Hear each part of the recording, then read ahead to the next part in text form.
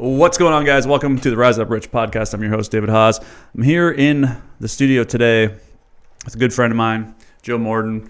He's a guy that recently made a pretty big life decision and decided to leave his really great career that he had at N1 Utilities and decided to pursue real estate investing, options trading, just investing in general, just kind of following what it is that he's really interested in. And takes a lot of courage to make that leap, and I think you're going to offer a ton of value to people that are listening that maybe they're feeling like they're stuck in their job, or maybe they're not connected to what it is they truly want to do. And I think something happens to us when we get to our age. Like Joe and I have been friends for a long time, and we're the same age, and I don't know, things just start to fall into place is the way I kind of feel. Is like in your 20s you're partying and having fun, and your 30s you start to kind of start making some decisions on like where you really want to go, and you get settled in and you buy the house and have the kids and everything.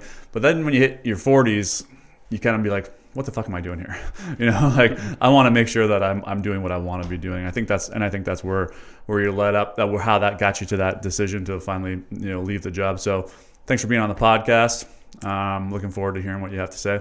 Yeah, it's my pleasure. I'm super excited to be here today. Yeah, right on, man. Yeah. So let's just start. You had this great job at N1. What were you doing there? You were working in that. It was the electrical distribution systems. Right. So you were in the office. Yeah. Controlling the grid. Exactly. Yeah. So we monitored the city's electricity as it came in, and then how it was dispersed throughout the city. Nice. Yeah. So that was a good job. Yeah, it was a great job. Yeah. Yep. Right. Yeah. So you're making good money. And I had your wife Julia on the podcast. She's a teacher as well. So you guys are doing okay.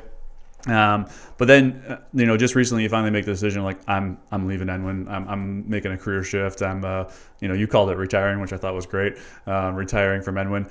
But as you were working at N1, you started this real estate investing. You bought a bunch of properties. And so now you're kind of putting your full-time attention to that and investing. So how, I know a lot of people are just interested in real estate, and you and I have opposing views on this one because I'm against real estate because I played the rental game for a long time, and I probably played it when I didn't have enough money. I think that was probably my biggest problem.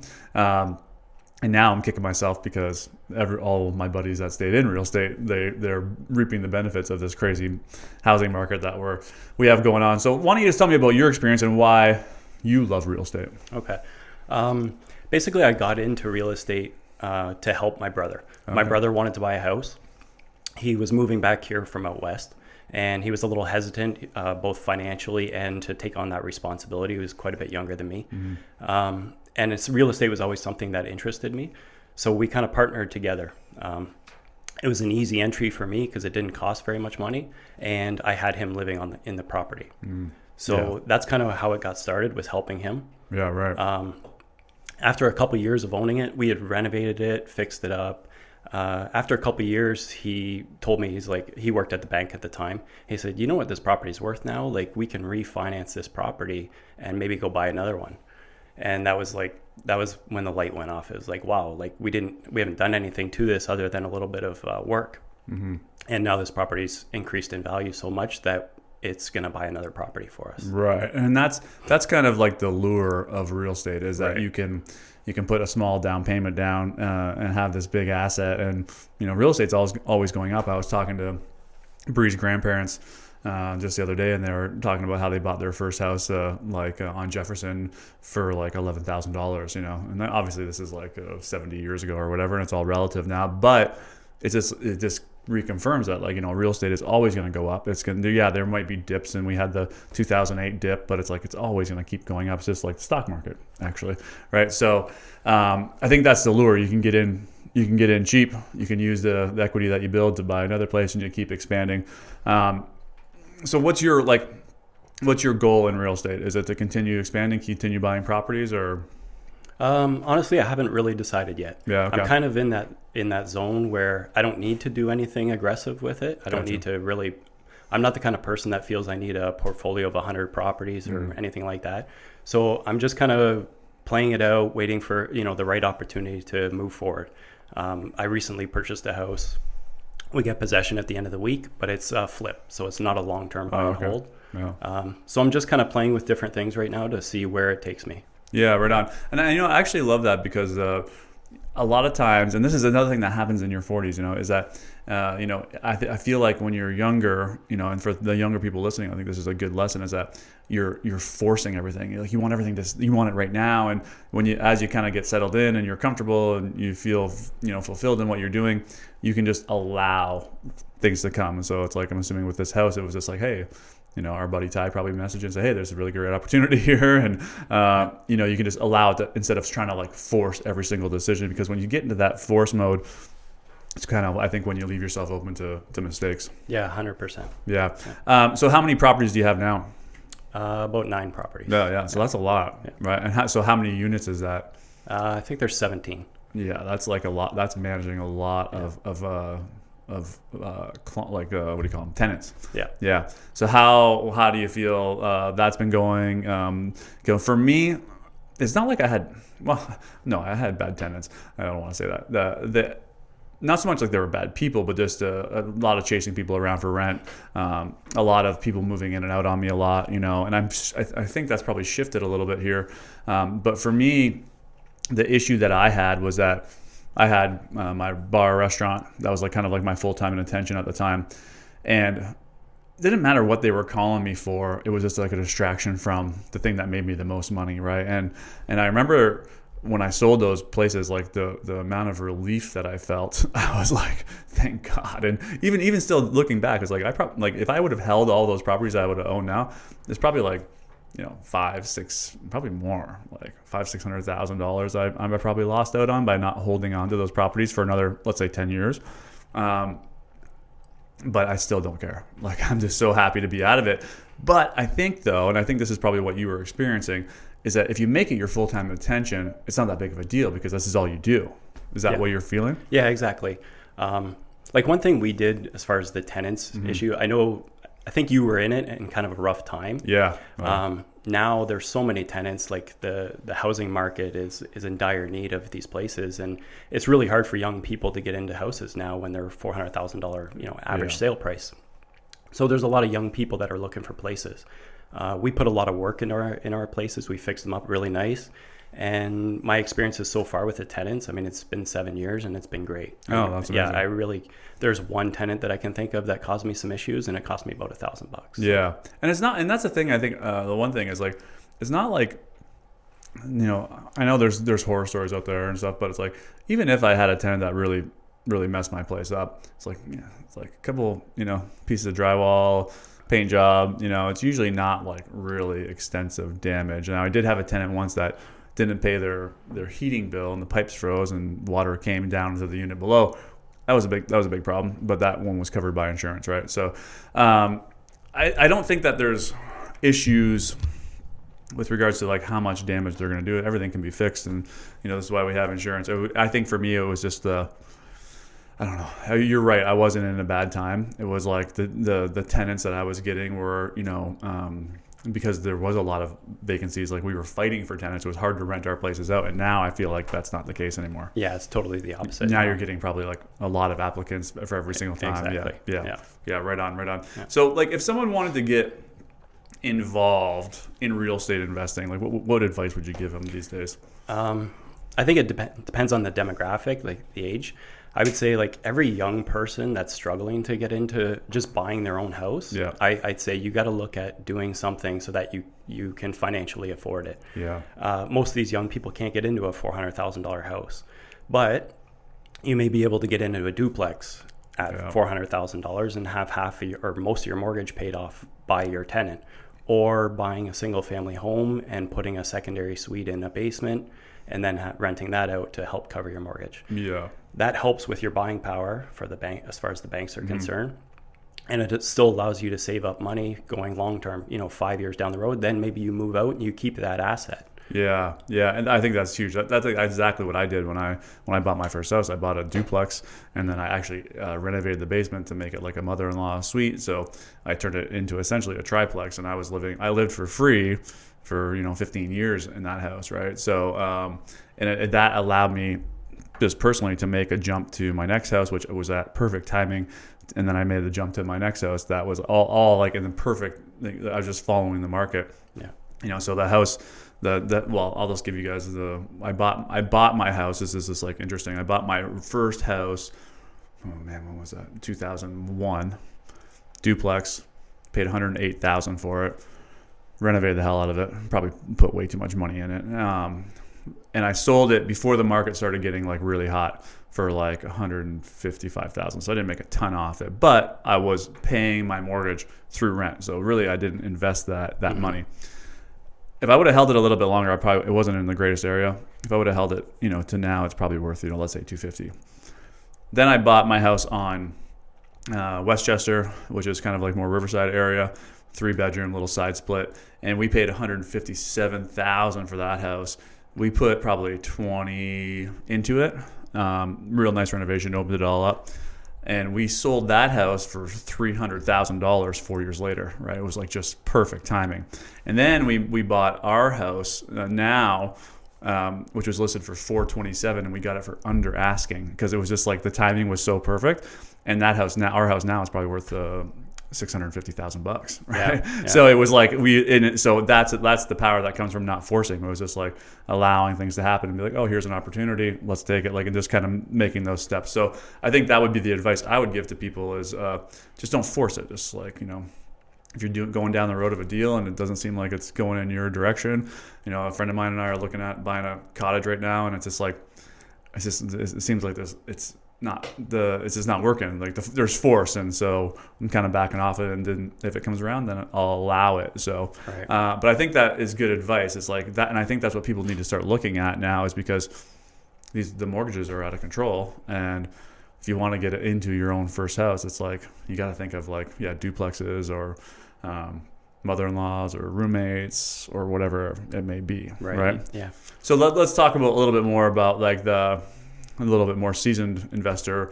What do you think is like the one thing that you were like, oh, this is that you figured out along this path, where you're like, oh yeah, like this is a way to like expand this thing, or this is a way to improve my tenant relationships, or I don't know, something. I think using that's called the BRRRR strategy if you're involved in real estate. All right. So that strategy is like buy, renovate, rent, refinance, and repeat. Okay. So cool. You're buying a property for under market value typically. Yeah. You're investing money into it. Okay. So you're renovating it, you're renting it out to good tenants, then you're refinancing. So you're pulling all that equity that you've built into it. Yeah. And then you're repeating it. Yeah. So like if you really want to grow this thing, that's the best way to do it, because you're leaving minimum money invested in each property. Right. And then the money that you put into the renovation, you're pulling back out. Exactly. And from the financing. So the other thing is about that is though, you have to be in a place though where the banks are actually going to lend you money.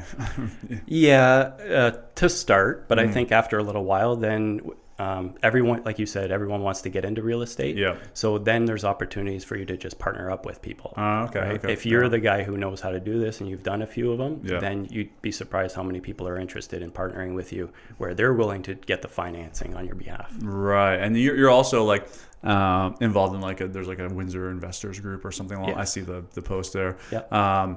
And I'm sure that's where you're kind of making these connections. Yes. Yeah. Actually, most of my partner connections are through family and friends. Okay. Yeah. But there's that's like a whole network of, it's called Wind City Investors Group. So it's basically a group of like 50 to 75 people. Before COVID, we would get together once a month.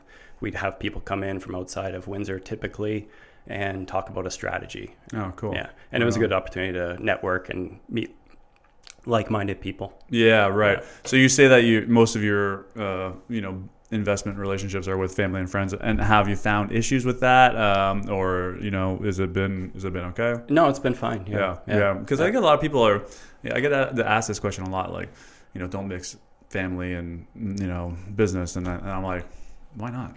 Yeah. It's like, because it's just like, I treat all business relationships like friendships, and I'm like, I'm not going to screw over my business partners. I'm not going to screw over my friends. I'm not going to screw over my family. So as long as you go into it with that kind of mentality, and everyone's kind of I think everyone has to be aligned with what the goal is of this whole investment, right? Sure. Like if the goal is to hold it long-term and rent it out, great. But if someone else is thinking like, maybe we can sell this thing in 5 years and pull our money out, then I think that might be where you get a little bit of a clash. But for you, it hasn't been an issue. No, it hasn't been an issue.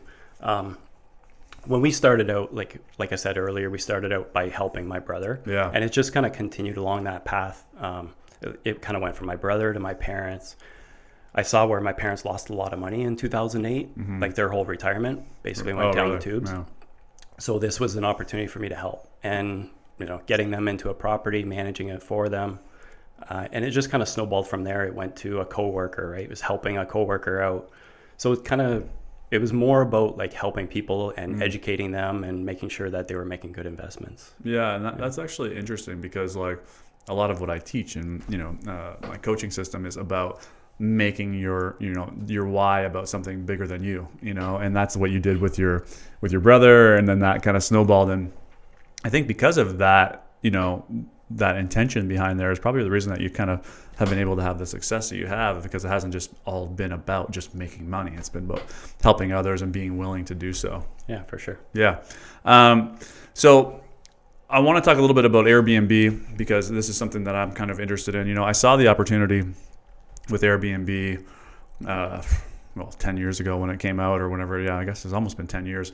My former business partner, now my guy I consider my mentor, Andrew, he owned a house on Riverside Drive, like big 5,000 square foot house, and he wasn't there a lot, so he started renting it out on Airbnb, and he was making like $90,000 a year. Like, granted, this is a huge house that sleeps 20 people, so but he was renting out, I think, $350 a night or something along those lines. And he was making a fortune, and he saw the opportunity then too. It was like, you don't even need to own a house. You could go and lease a house, make a deal with someone that's leasing it to you and renting it out on Airbnb, right? So that has been an interesting shift in the whole real estate market. Like in Muskoka, for example, it's like the real estate went through the roof because of Airbnb, right? And it's the same thing's happening kind of anywhere where there's waterfront, cottagey areas. Like all of this opportunity is coming. So you have an Airbnb way up north, right? Like almost Sudbury. Yeah, we just bought our second Airbnb up there. Nice. Yeah. And what has your experience been with Airbnb? Do you feel like this is like an opportunity for sure to be involved in this, or are there challenges? There's challenges, Yeah. Especially like we own it. It's 8 hours away. So Right. we have that challenge. But as far as Airbnb as a company, they've been great to deal with. It really is seamless, the dealing with our guests that are coming. Airbnb does a very good job of tying up loose knots and making sure everything's ready to go. Let me ask you this. What would you rather do, Airbnb or long-term tenants? Probably long-term. Yeah. Yeah. Just less headaches. Yeah. Yeah. Because every time you have a client, a tenant come in for Airbnb, it's like, oh, like, where's the towels? Where's the, Right. Yeah. And is that what you're finding? Is this a lot of messaging? Yeah. Yeah. A lot of messaging. The long-term tenants, you can definitely you get a bad one. Yeah. Then you're going to think back and I'd way rather deal with somebody who's leaving every week knowing that they're leaving. Yeah. Right. But in my experiences, because I haven't really had that problem tenant, then they've been much easier to deal with than the Airbnb guests. Right. And I think too, because the Airbnb guests have this expectation of this is a hotel essentially, and so if everything's not like a hotel, all of a sudden they start questioning, and it can create, I think, probably a lot of issues with respect to like just a lot more time goes into it, but also probably though the income though is, I'm assuming, better through Airbnb. Yeah, our income, because it's a cottage and it's so far up north, we don't open it up during the winter. So we have a pretty strict 5-month window where we're renting it out. Gotcha. So to me, Airbnb is not like a huge cash flow. It's just a wealth creation, right? It's paying off the cottage, and initially it was just my investment or my retirement. Right. This was a cottage that I was going to use for retirement. It's a place that we visit a couple times a year. So outside of those visits, it's kind of a no-brainer to just rent it out and have it pay for itself. Yeah.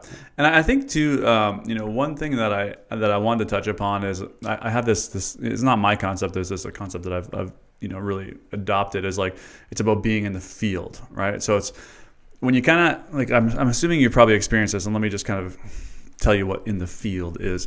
It's like when you are in the field of working at Enwin, it's like you're in it, right? And you just, you're probably constantly thinking about power supplies and whatever. I don't know what you're thinking about, but it's just like that's kind of what's on your mind, right? And then when you start to make this transition to real estate, and you're kind of half in both, businesses.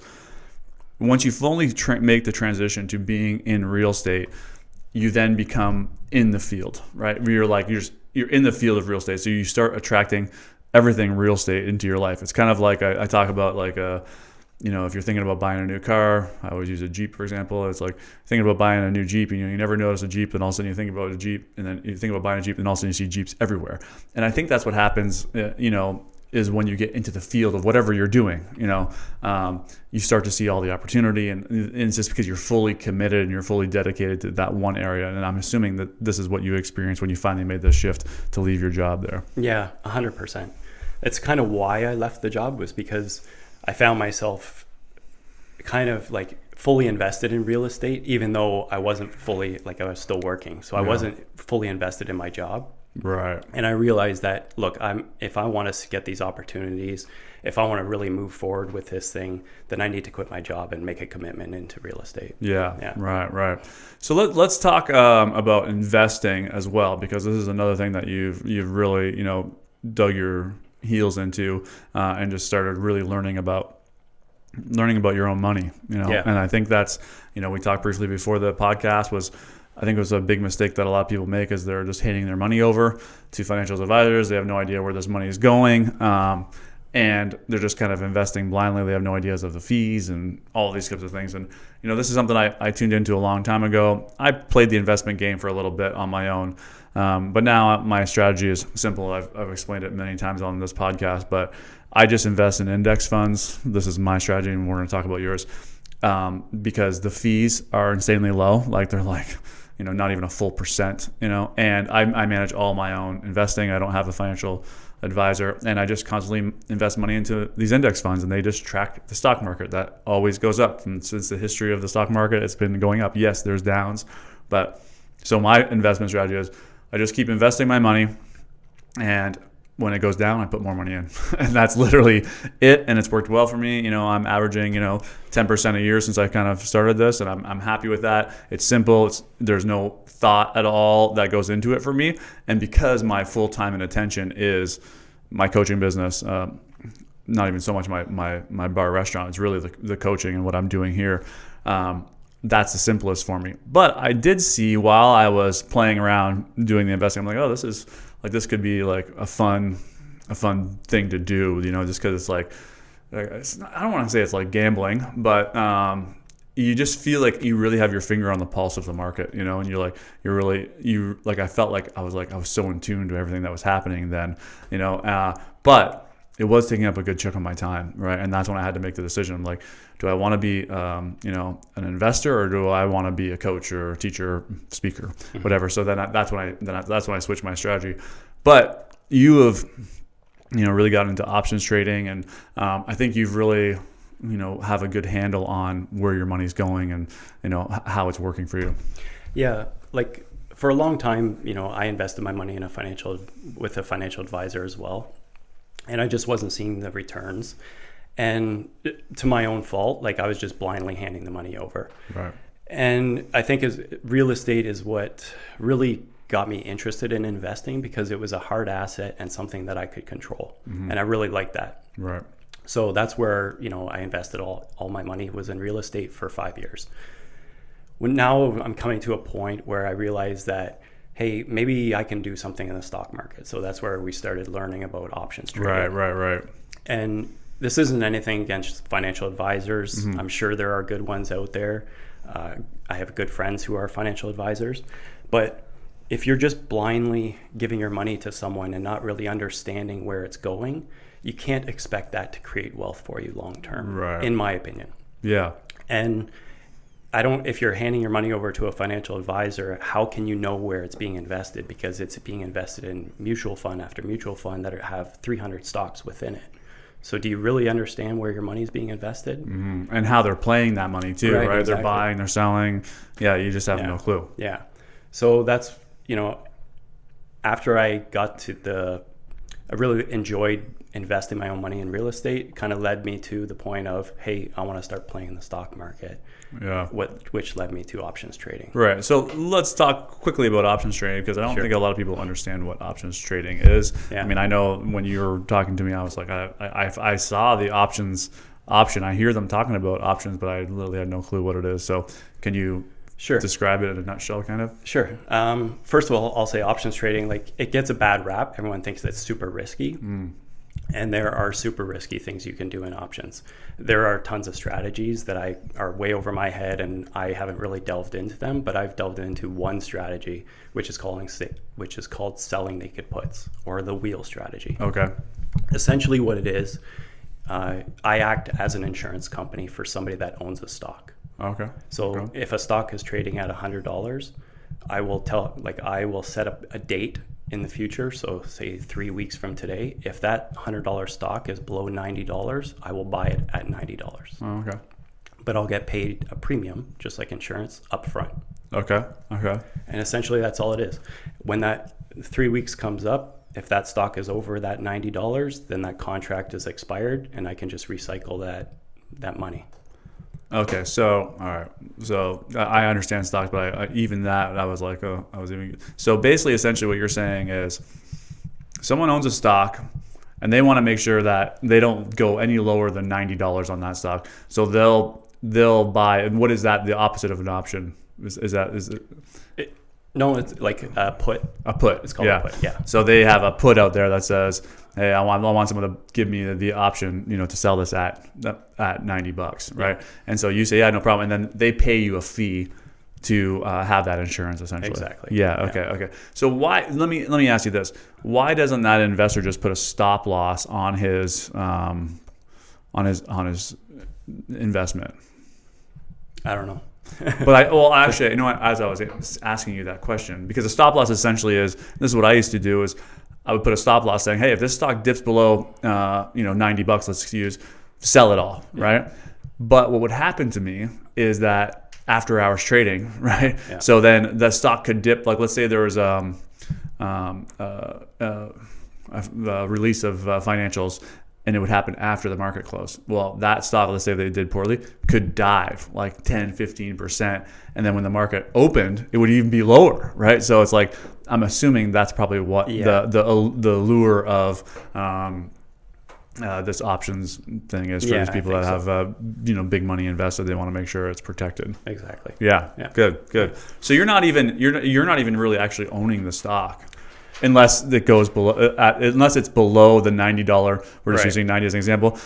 Below 90 at the time of the contract expiring. Yeah, and so that's like the first part of this thing. So if it drops below $90, then I have to buy it at 90. So if it drops to 85, I buy it at 90. Okay. So I've taken a loss on that, but then I do the second leg of this thing, which is called a cover call. Okay.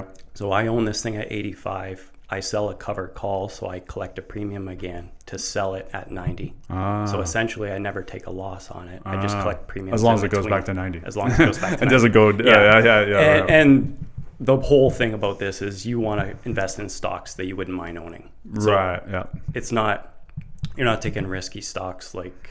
I don't know, some of these crazy, weed stocks. Weed stocks, like that, right? You're buying like Apple puts or selling Apple puts and Tesla if you really wanted to. Yeah, gotcha. Some of these strong companies that have been around for a long time that are not going to go down to zero, basically. Yeah, okay. Yeah, that makes sense to me. So obviously, though, now with options, are you like heavily involved? When I was investing, I wasn't investing as options. I was just, I was buying and selling companies. And I was keeping an eye on, like I was putting those stop losses in. If they dip below like a 7% loss, I was dumping them.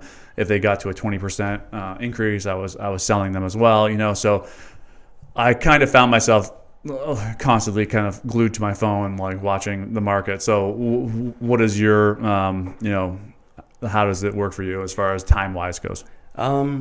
This whole thing's being sold as like a 30-minute per day thing, right? Okay. You look at it per day, and you don't even have to do that really. It all depends on how much money you have invested and how many contracts you have out. Okay. But typically I'm selling puts on 60 days out, 30 days out. So once you sell that put, you just kind of hang on to it until it gets to a point. You look at it real quickly and see how much it's decayed or how much it would cost you to get out of it. I gotcha. Okay. If you wanted to get out of it early. Right. A lot of times these things will decay very fast. Yeah. You know, you could collect 50% of your money within 2 days. So if you had to buy it back at 50%, then you've pocketed a fair amount of money. Right. In a short amount of time. Right. So, but I'm assuming you're spending more than 30 minutes a day though.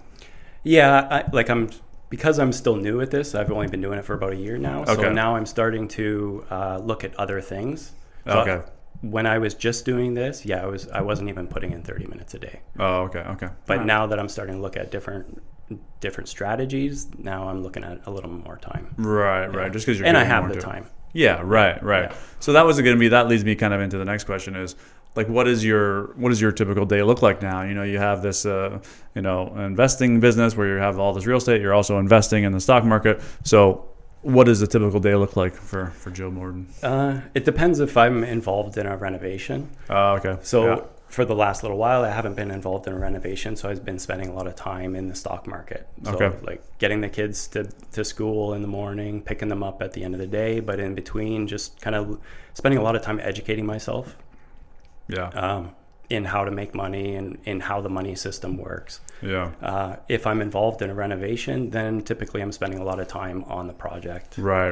And that's the one thing you do in your real estate. You're doing all the renos yourself, essentially. Most of them, some stuff you're contracting out, obviously, but a lot of the work you're actually putting in. Yeah. And I enjoy that stuff. I really do enjoy working on projects, fixing them up, and seeing what I can do to a project. Yeah. It is gratifying doing that work. You know, like I am also similar to you. Like I'm handy, right? So I like doing that stuff. And I can see that if I was ever to go into real estate, that's the kind of road I would go. It's just to be like hands-on, building these houses, renovating them, making them as beautiful as I possibly could. And enjoying that aspect of it, because it's like a super gratifying work when you're like, tearing something apart and making it look beautiful. Yeah, for sure. Yeah, definitely. So overall though, you had mentioned like, you're not in a hurry, but like what is the plan? Continue doing what you're doing? Yeah. Well, there you go. Yeah. Honestly, I don't really know. Like I said, I've opened myself up now. Like financially, I don't think I really have to do anything. So I'm just, kind of playing it out and seeing what I want to do.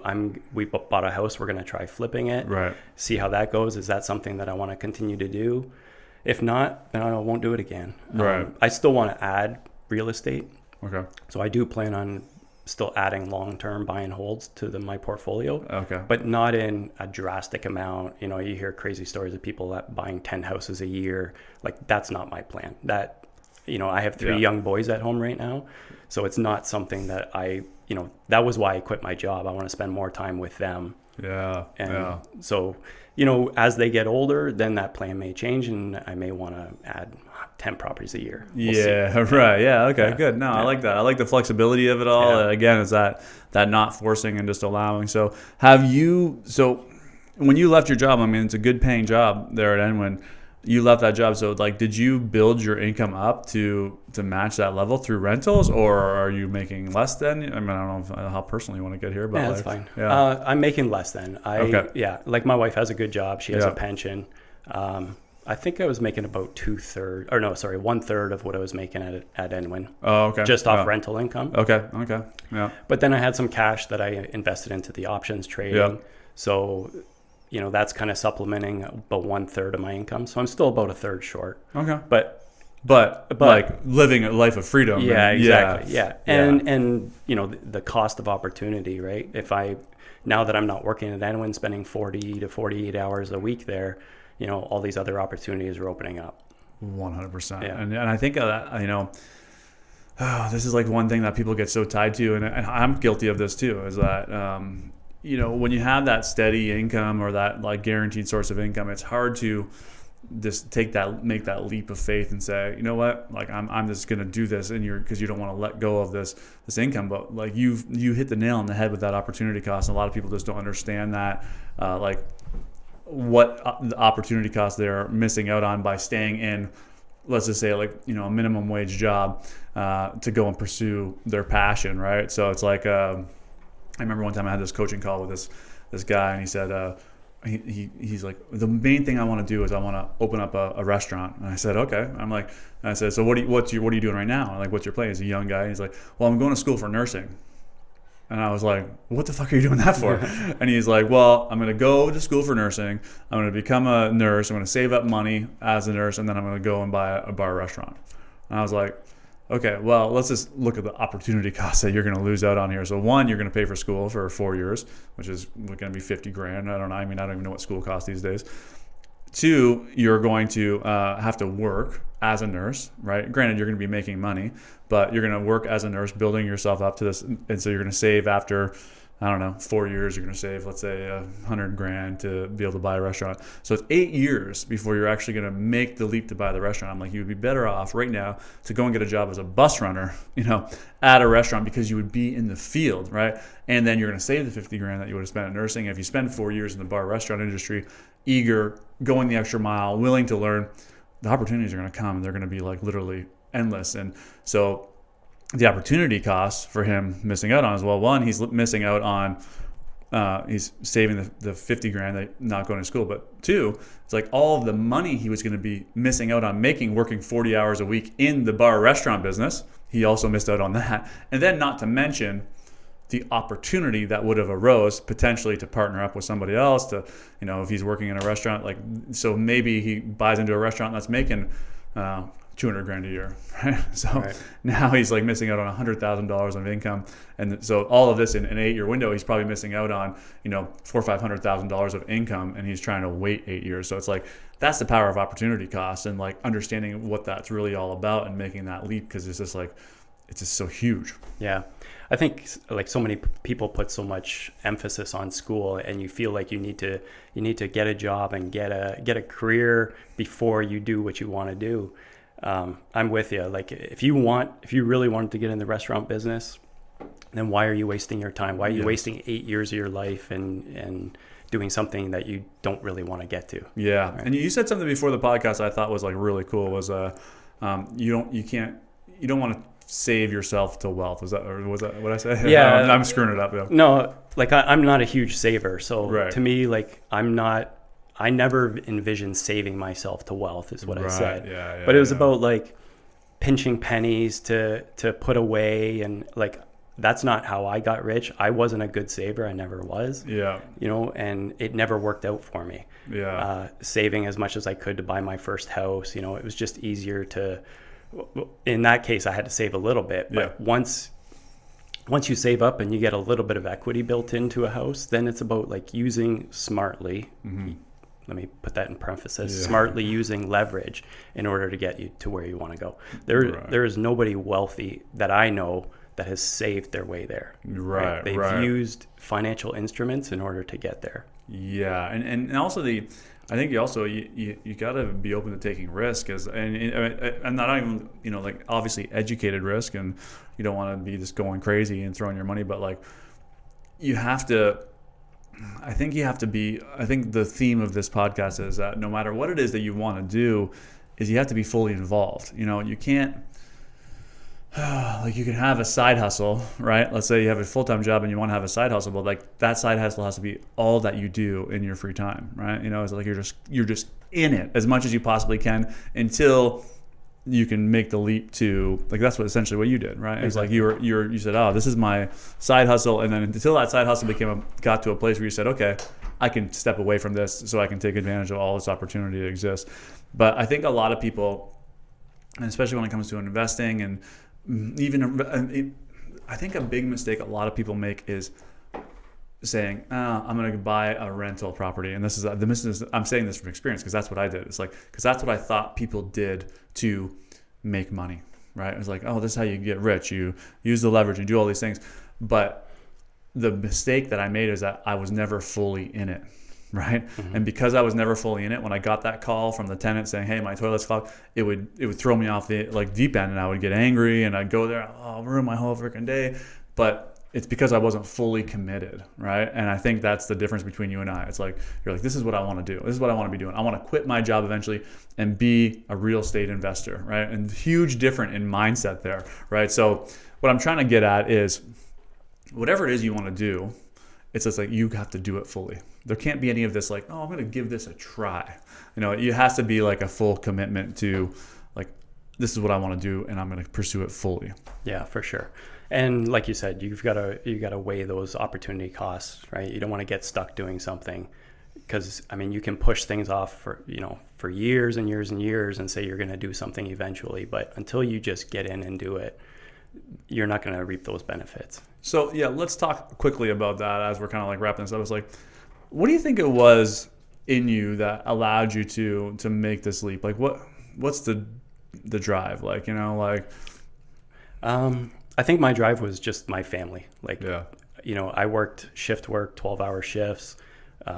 Every other weekend I was working 12 hours all day, Saturday and Sunday. And it was hard on my wife. Mm-hmm. We had just had a third son.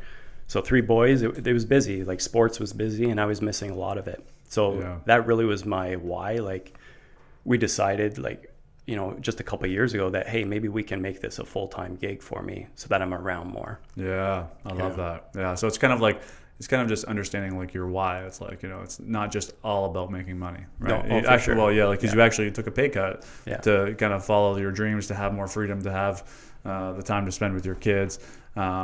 So yeah, just kind of understanding why it is you want to do what you want to do, and that's the big thing that I help people uncover. It's like, yeah, you make decisions based on money for sure, but it's like it has to be bigger than that. And for you, it's the time with the family, and so that was probably your motivation to say, okay, like I can make this leap. Exactly. Yeah. So I think if everyone's listening, you take away, it's like if you were looking at making a leap, you make sure you're really clear on what that why is. Right. Yeah, definitely. Cool. So let's wrap this thing up. But talking about starting this podcast off, talking about how when you get into your 40s, like I'm really putting you on the spot here, but like what are some realizations that you kind of made over the last 40 something years that I think really like moved the needle for you? I think it goes back to taking ownership, right? Take ownership for your own finances. If we're going to stick to the finance portion of this, it's take ownership of it and educate yourself. Yeah. Educate yourself on the different avenues. Our education system isn't teaching you how to become wealthy. It's teaching you how to get a job and work for the rest of your life and collect a pension, hopefully. Yeah. Or depend on CPP. That's the wrong way of thinking about it. You need to educate yourself in the different strategies that you can use financially to get you to where you want to be. Yeah, and I think not everyone has to become a real estate investor, but it's like you have to have some sort of strategy moving forward and being like,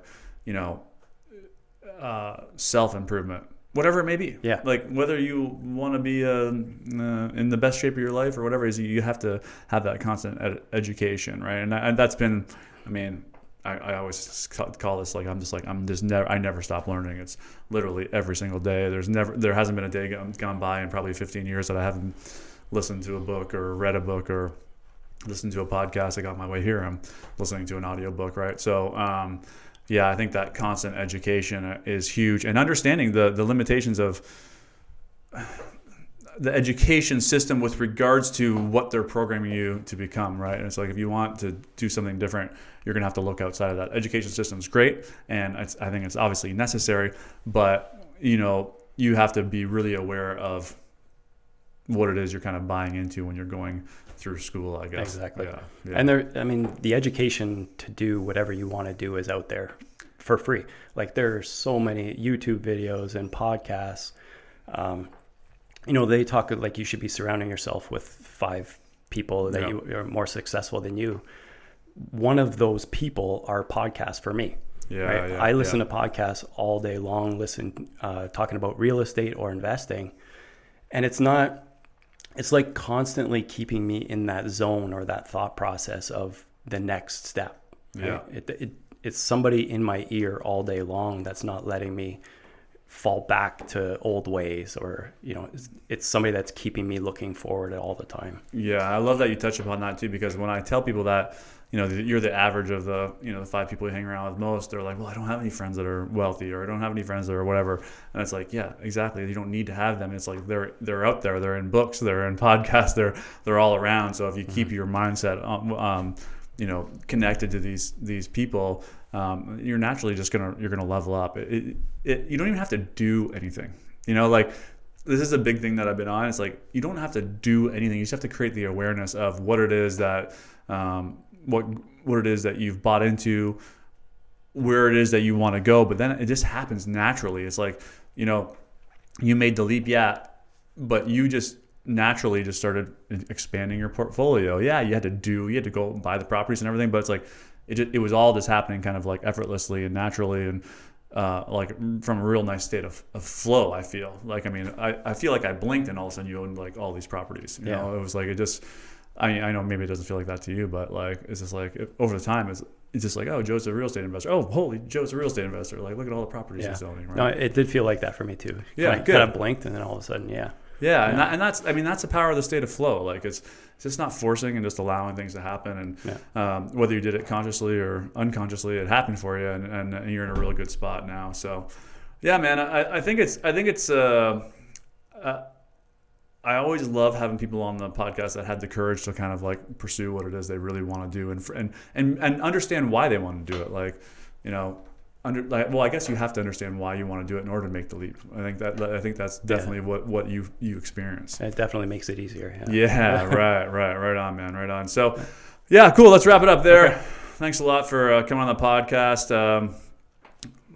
I don't know. We don't have any way to find you because you're not even like in the realm of like, usually I say, well, where can people find you? But it's like, where can people rent your Airbnb? How about that? Yeah, where is your Airbnb? Lozon Lake House. You can find it on Instagram. Yeah, okay, yeah. Cool. Right on. That's awesome. Right on, man. Yeah. Well, thanks for coming on.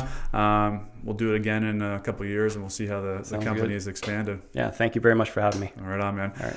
Thanks again, guys, for listening. Don't forget, if you haven't already, just click that subscribe button. And also check out our sponsor, effectapparel.com, effectapparel.ca. It's conscious clothing that is created to help you hold in mind positive states of consciousness. Thanks for taking the time to listen. We'll see you again next Wednesday.